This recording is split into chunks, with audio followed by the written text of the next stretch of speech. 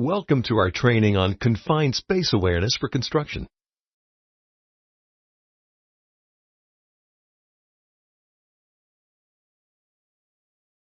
Welcome to our training on confined space awareness for construction.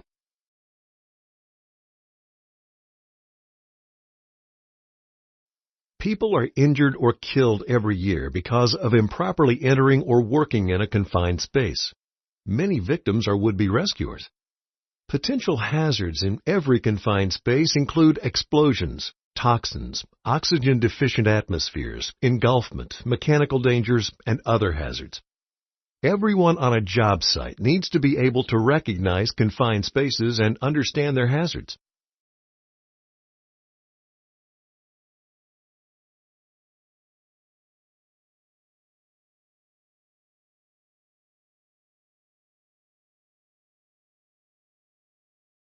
After completing this training, you will be able to define a confined space, identify hazards and responsibilities associated with confined spaces, and know the requirements for confined space entry.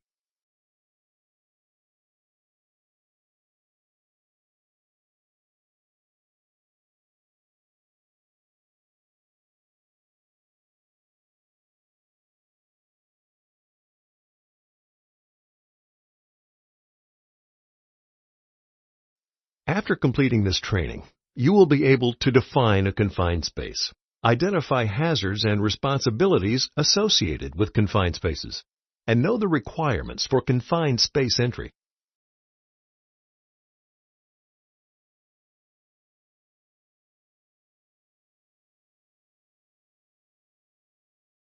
Your ability to recognize a confined space could save lives. A confined space is large enough and configured so that employees can bodily enter, is not designed for continuous occupancy, and has limited or restricted means for entry or exit. For example, large tanks, vessels, silos, storage bins, hoppers, vaults, and pits.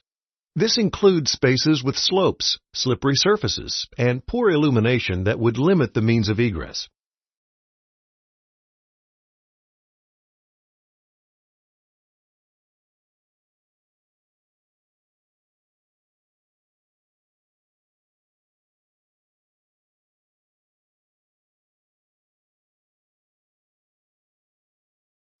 Before we continue, let's see if you can recognize confined spaces. Click the pictures that show confined spaces.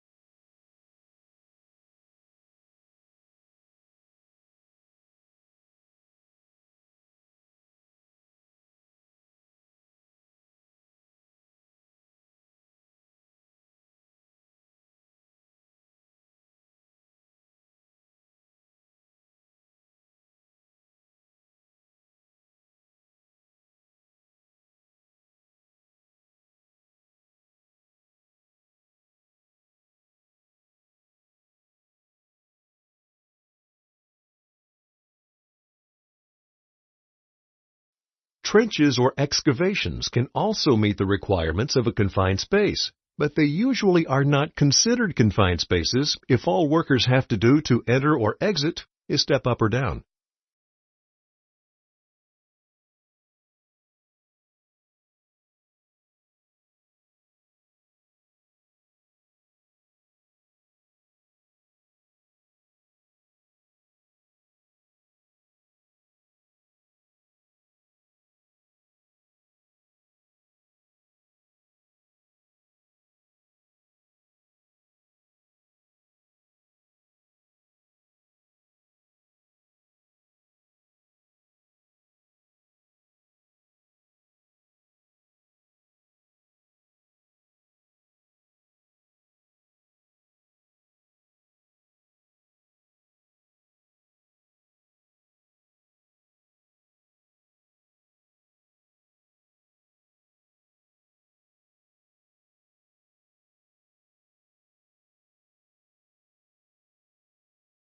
Trenches or excavations can also meet the requirements of a confined space, but they usually are not considered confined spaces if all workers have to do to enter or exit is step up or down.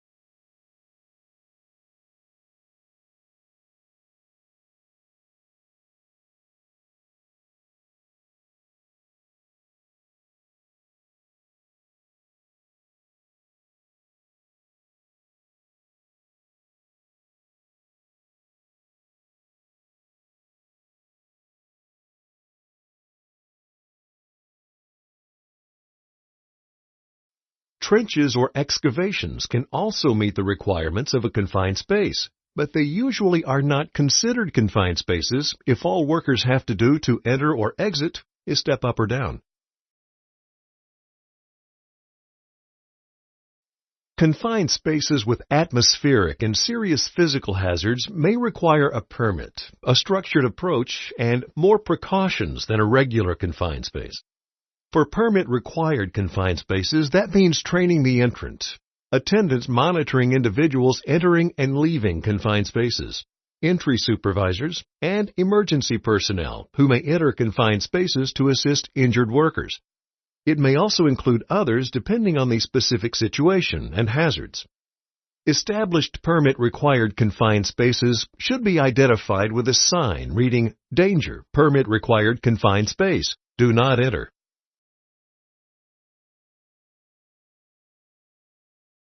Entering confined spaces is a recognized hazard in the construction industry. Employers are required to protect employees from confined space hazards. What does that mean? Employers must identify and evaluate confined spaces, use engineering controls to reduce hazards within confined spaces, and provide employees with training and information about the nature of the hazards in the space, any necessary precautions that employees need to take, and what protective and emergency equipment employees need in or near the space. Because of the serious potential for injury when anyone enters a confined space, all employees involved in confined space entry need to be extensively trained. The initial training which confined space personnel must receive is beyond the scope of this course. Workers must be trained before they can work in a confined space and must be retrained whenever hazards change.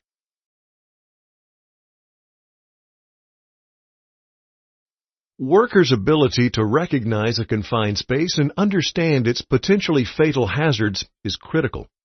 Never enter a confined space or attempt to rescue personnel inside a confined space unless you are trained to do so.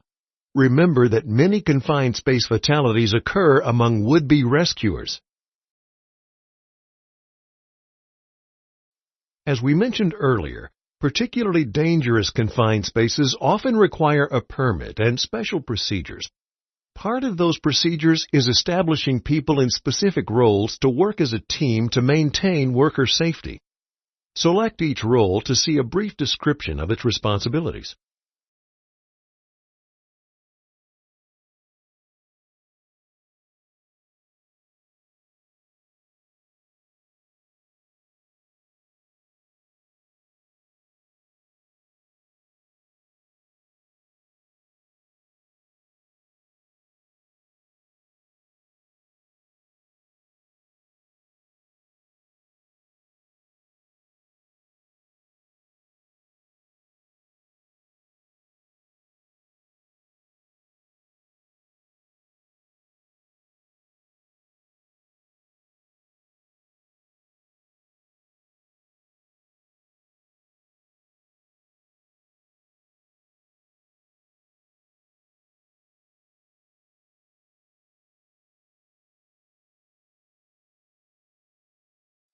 Some examples of confined spaces on construction sites include vaults, condenser pits, manholes, pipes, attics, and crawl spaces.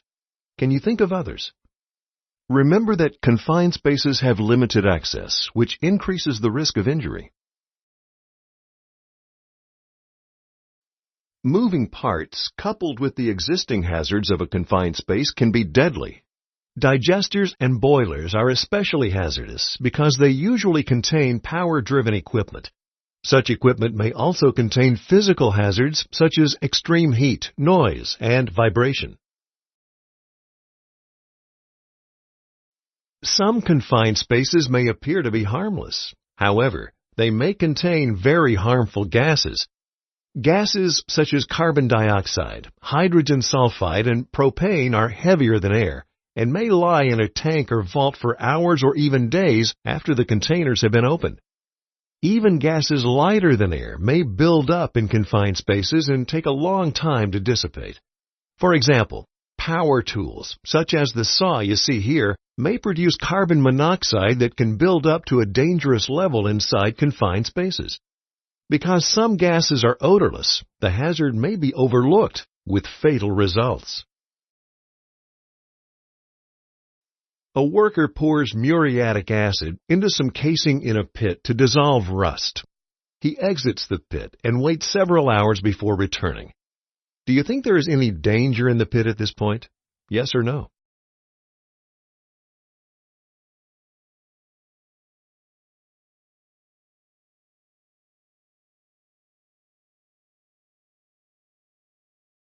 Unfortunately, the previous scenario happened on a real job. In that case, the worker re-entered the pit without testing the atmosphere and collapsed. Another worker climbed in to try to help him and also collapsed. The first worker died. The second man had to be put in a medically induced coma and was later taken off life support and died. In addition, 2 firefighters were injured while attempting rescues. This case proves how the death and injury toll related to confined spaces can rapidly increase when people are not trained to recognize and react to the dangers.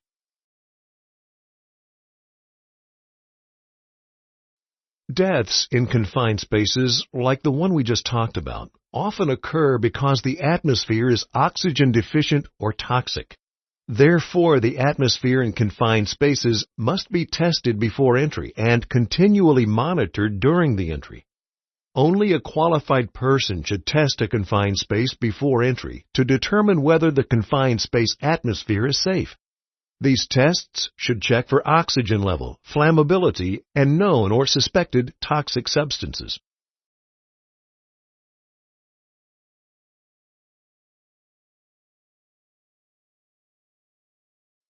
The potential for engulfment is another type of serious hazard to consider in the construction industry. Engulfment hazards include sand, water, or debris that can suffocate or crush a worker.